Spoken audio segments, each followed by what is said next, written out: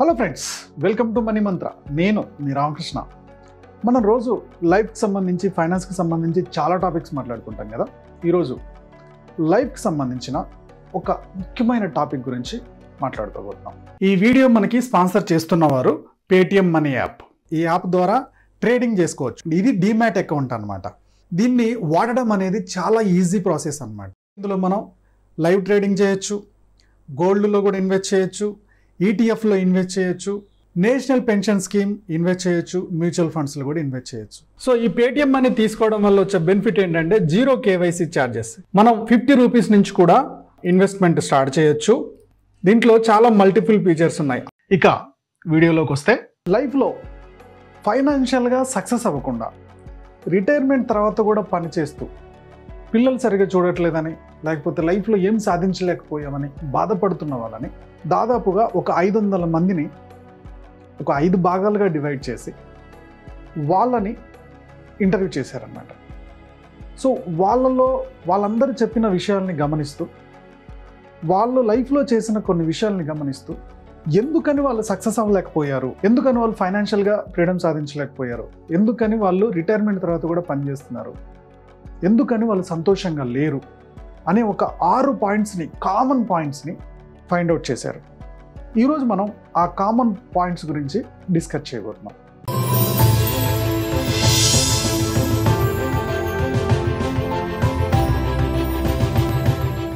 లైఫ్లో success అవ్వకపోవడానికి, life long ఫ్యామిలీతో ఆనందంగా ఉండలేకపోవడానికి ఒక 6 కామన్ థింగ్స్ ఉన్నాయి.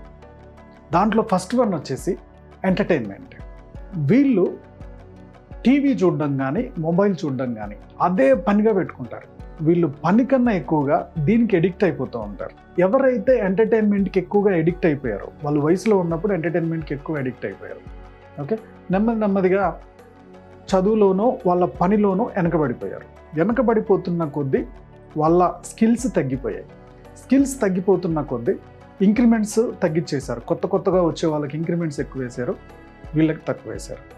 సో ఇలా ఒక 5 years 10 years ఒక కంపెనీలో ఉన్న తర్వాత నేను బయటికి పోతే పని చేస్తానో లేదో, చేయగలుగుతానో లేదో అని అదే కంఫర్ట్ జోన్లో ఉండిపోయి నెమ్మదిగా ఆ వస్తున్న శాలరీతో అడ్జస్ట్ అవుతూ వచ్చారు. సో అదేమో పిల్లలు పెరుగుతున్న కొద్దీ ఇంటి ఖర్చులకి, చదువులకి సరిపోనప్పుడు పిల్లలు కూడా ఆరకొర జీతాల్లోనే సెటిల్ అయ్యారు. సో వాళ్ళ జీతాలు, వాళ్ళ శాలరీస్ వాళ్ళకి సరిపోతున్నాయి. పేరెంట్స్ని చూసే పరిస్థితి లేదు. వీళ్ళు పిల్లలకు భారం అవడం ఎందుకని 60 తర్వాత కూడా ఇంకా ఏదో ఒక పని చేస్తూ లైఫ్ లీడ్ చేస్తున్నారు. సో వీళ్ళలో గమనించిన మెయిన్ ప్రాబ్లం ఇది. ఎంటర్టైన్మెంట్కి ఎక్కువగా ఎడిక్ట్ అయిపోతున్నారు, టైం పాస్కి ఎక్కువగా ఎడిక్ట్ అయిపోయారు. ఈ టైం పాస్కి ఎడిక్ట్ అయిపోవడం వల్లనే లైఫ్లో సక్సెస్ అవ్వలేకపోతున్నారు అనేది ఫైండ్ అవుట్ చేసిన విషయం. సెకండ్ పాయింట్ వచ్చేసి ప్రొకాస్టినేషన్, వాయిదా వేసే పద్ధతి.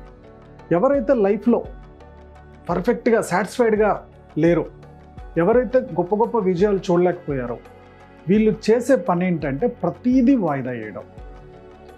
తెల్లారితే ఎగ్జామ్స్ వచ్చేంత వరకు చదవరు. ఇంకొక 2-3 డేస్లో ఎగ్జామ్స్ ఉన్నాయంటే అప్పుడు చదివేవాళ్ళు. అప్పటిదాకా రేపు చూద్దాం, ఎల్లుండి చూద్దాం అని. ఆఫీస్లో కూడా బాస్ వచ్చి అరిసేంత వరకు పని చేయరు. ఓకే, ప్రపంచం సంబంధించిన అన్ని టాపిక్స్ మాట్లాడతారు, పని తప్ప. ప్రతి పనిని వాయిదా వేస్తారు. ఎగ్జాంపుల్, క్రెడిట్ కార్డు బిల్లు కట్టడం మర్చిపోతారు, లేకపోతే ఏదైనా బిల్ కట్టాలి, రేపు కడదాం, ఎల్లుండి కడదాం అని వాయిదాలు వేస్తూ ఉంటారు. వీటి వల్ల తెలియకుండానే ఫైన్లు అనేవి పడుతూ ఉంటాయి. ఇవి ఒక 20-30 సంవత్సరాలకు చూసుకుంటే ఎక్కువ ఫైన్ కట్టేసి ఉంటాం మనం. ఓకే, ప్రతి విషయాన్ని కూడా బద్ధకమే, ఈవెన్ ఆరోగ్యాన్ని కూడా నెగ్లెక్ట్ చేస్తూ ఉంటారు. ఇలా నెగ్లెక్ట్ చేస్తూ చాలా హెల్త్ ఇష్యూస్ తెచ్చుకుంటారు, డబ్బంతా వెళ్ళిపోతూ ఉంటారు. ఓకే, ఎవరైతే ఇలా ప్రొకాస్టినేషన్ చేస్తూ బద్ధకంగా తయారయ్యారో వీళ్ళు లైఫ్లో సక్సెస్ చూడలేకపోయారు. థర్డ్ కేటగిరీ వచ్చేసి సేయింగ్ ఎస్, మొహమాటస్తులు. ఎవరో ఫ్రెండ్ వచ్చాడు, ఇతనికి వచ్చే జీతమే సంవత్సరానికి ఒక 6 లక్షలు, నెలకి 50,000. ఒక ఫ్రెండ్ అర్జెంట్ అవసరం అన్నాడు. నిజంగా అవసరం ఉందా లేదా, నేను వీడికి ఏదైనా హెల్ప్ చేస్తే వాడికి భవిష్యత్తుకు ఉపయోగపడుద్దా అని తెలియదు. వాడు వచ్చి ఒక 6 లక్షలు అప్పిప్పమన్నాడు, 5 లక్షలు అప్పిప్పమన్నాడు, మధ్యలో నువ్వు ఉండమన్నాడు. దేనికి రా అంటే ఎవరికో బాగాలేదన్నాడు. అది నిజంగా ఎంక్వైరీ చేసుకోలేదు. అంత అమౌంట్ వీడు కట్టలేకపోతే ఏంది పరిస్థితి అని కూడా తెలియదు. ఓకే, మొహమాటానికి షూరిటీ పెట్టేశాడు. తీరా చూస్తే ఆ ఫ్రెండ్ వాటిని తీసుకెళ్ళి ఎక్కడో గుర్ర పందాల్లో పెట్టాడు. ఇప్పుడు డబ్బులు అడుగుదామంటే ఫోన్ ఎత్తట్లే, 1 నెల 2 నెలలు ఇచ్చాడు, తర్వాత ఎత్తట్లేదు. ఓకే, ఇలా మన స్థాయిని మించి మొహమాటానికి నో చెప్పకుండా ఎస్ చెప్తూ ఇబ్బందుల్లోకి వెళ్ళిపోయిన వాళ్ళు చాలామంది ఉంటారంట. అందుకే వాళ్ళ ఫైనాన్షియల్ ఎదుగుదలకి వాళ్ళు ఒకవేళ డిసిప్లిన్గా ఉన్నా వీళ్ళ అమౌంట్ కాకుండా మిగిలిన వాళ్ళ అప్పులు కడుతూనే ఇబ్బంది పడే వాళ్ళు చాలామంది అయిపోయారు. ఎట్ ద సేమ్ టైం ఇప్పుడు మీరు జాబ్ చేస్తున్నారు, జాబ్తో పాటు పార్ట్ టైంలో ఇంకో ఏదో పని చేస్తున్నారు. సో మీ ఫ్రెండ్ ఎవరో టీ తాగుదాం రా అని చెప్పి పిలిచారు, బీచ్కో కేఫ్కో పిలిచారు. అక్కడికి వెళ్ళి గంటలు టైం పెడతారు. ఓకే, పోనీ అక్కడికి వచ్చే పనికి వచ్చేది ఏమైనా ఉంటుందంటే ఏమి ఉండదు, జస్ట్ టైం పాస్. ఇలా ఒక క్వాలిటీ టైంని ఇలా టైం పాస్కు వాడుతూ అది కేవలం వాళ్ళు మొహమాటానికే వెళ్ళారు. ఫోన్ అంటే ఏమనుకుంటారని ఒక ఉద్దేశం, నో చెప్పడం రాకపోవడం వల్ల, ప్రతి పనికి మొహమాటానికి నో చెప్పడం రాకపోవడం వల్ల లైఫ్లో ఎదగకుండా అక్కడే ఆగిపోయిన వాళ్ళు ఈ కేటగిరీలో ఉన్నారు. సో లైఫ్లో హ్యాపీగా ఫైనాన్షియల్ ఫ్రీడమ్ సాధించకుండా 60 years తర్వాత కూడా ఉద్యోగాలు చేస్తున్న వాళ్ళలో ఈ లక్షణం కూడా ఉందని గమనించారు. నెక్స్ట్ కేటగిరీ వచ్చేసి పర్ఫెక్షనిజం. వీళ్ళు ఏంటంటే వాళ్ళు కెరీర్ స్టార్ట్ నుంచి కూడా నేను పర్ఫెక్ట్ అయ్యాక స్టార్ట్ చేస్తా, నేను మ్యూచువల్ ఫండ్లో ఇన్వెస్ట్ చేయాలి, నేను ఇంకా పర్ఫెక్ట్గా నేర్చుకోవాలి, నేను డైరెక్ట్ సెల్లింగ్ బిజినెస్ చేయాలి, నేను ఇంకా పర్ఫెక్ట్గా నేర్చుకోవాలి, నేను సాఫ్ట్వేర్ ఇంజనీర్ కావాలి, ఓకే నాకు ఇంకా పర్ఫెక్ట్గా రావాలి, ఏ పని అయినా సరే నాకు ఇంకా రాలే, నేర్చుకుంటా ఇలా నేర్చుకోవడం మీదనే సంవత్సరాలు పెట్టేసి లాస్ట్కి ఏదో ఒక చిన్న జాబ్లో సెటిల్ అయ్యి దీనివల్ల పెద్ద గ్రోత్ లేకుండా ఆగిపోయేటోళ్ళు చాలామంది ఉన్నారు. మనకు ఒక 10 టాస్క్స్ ఉన్నాయి, అక్కడ 10 పనులు ఉన్నాయి, దానికి టైం కేటాయించి టకటక కంప్లీట్ చేసేయాలి, ఇది అసలు టాస్క్. కానీ ఒకే టాస్క్ని ఒక రోజంతా చేసుకుంటూ కూర్చుంటే మిగిలిన 10 వాయిదా పడుతూ వస్తున్నాయి. బాస్ దగ్గర నుంచి ప్రెషర్, ఒత్తిడి, ఇలా పర్ఫెక్ట్ అయ్యేంత వరకు నేను చేయను అనే ఒక క్యారెక్టర్ ఉండడం వల్ల, ఈ లక్షణం ఉండడం వల్ల వీళ్ళు లైఫ్లో సక్సెస్ చూడలేకపోతున్నారు.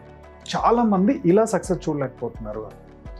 మరి డైరెక్టర్ రాజమౌళి లాంటి వాళ్ళు పర్ఫెక్ట్ అవ్వడానికే కదా 5 years 6 years టైం తీసుకుంటున్నారు ఒక్కొక్క మూవీకి అని చెప్పి. ఓకే, 1% 2% మాత్రమే సక్సెస్ రేట్ చూస్తున్నారు. 98% జనాలు ఫెయిల్యూర్ అవ్వడానికి, ఒక పని స్టార్ట్ చేయకపోవడానికి, ఒక గ్రోత్ చూడకపోవడానికి నేను పర్ఫెక్ట్ అయ్యేంత వరకు వెయిట్ చేస్తాను అని అనడం వల్లనే ఇలా జరుగుతుంది అంటున్నారు.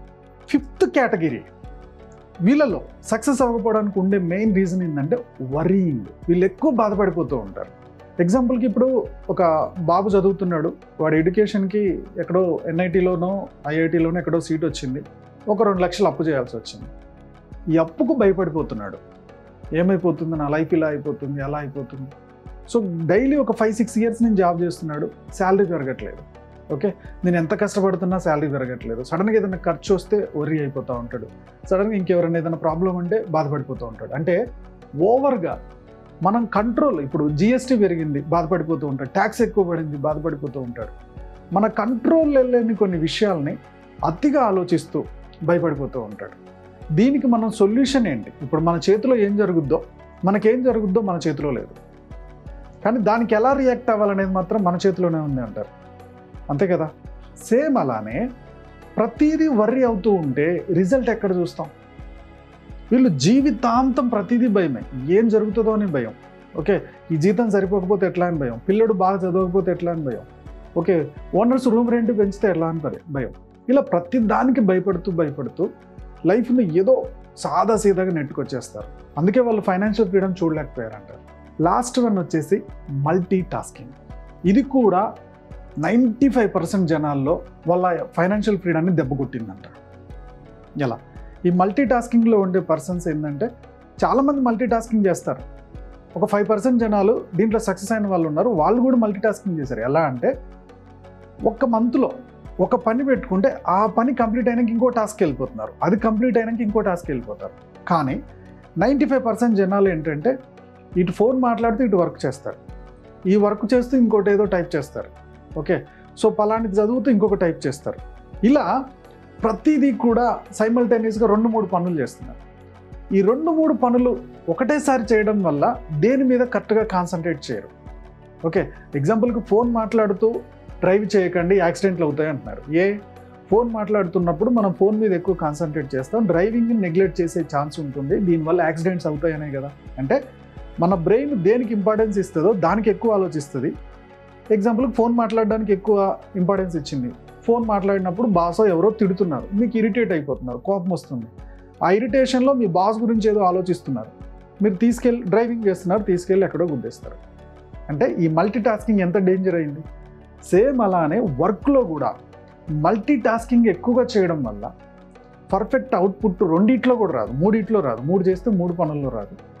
దీనివల్ల లైఫ్లో గ్రోత్ అనేది చూడలేకపోతున్నారు అనేది ఈ సర్వేలో తేలింది. ఓకే బాస్, సో ఎవరెవరైతే లైఫ్లో గొప్ప సక్సెస్ని చూడలేకపోయారో వాళ్ళలో ఉన్న 6 బ్యాడ్ హ్యాబిట్స్ని మళ్ళొకసారి చెప్తున్నాను. నెంబర్ 1 ఎంటర్టైన్మెంట్, నెక్స్ట్ వచ్చేసి ప్రొకాస్టినేషన్, థర్డ్ వన్ వచ్చేసి సేయింగ్ ఎస్, దేనికైనా మొహమాటానికి నో చెప్పడం రాకపోవడం.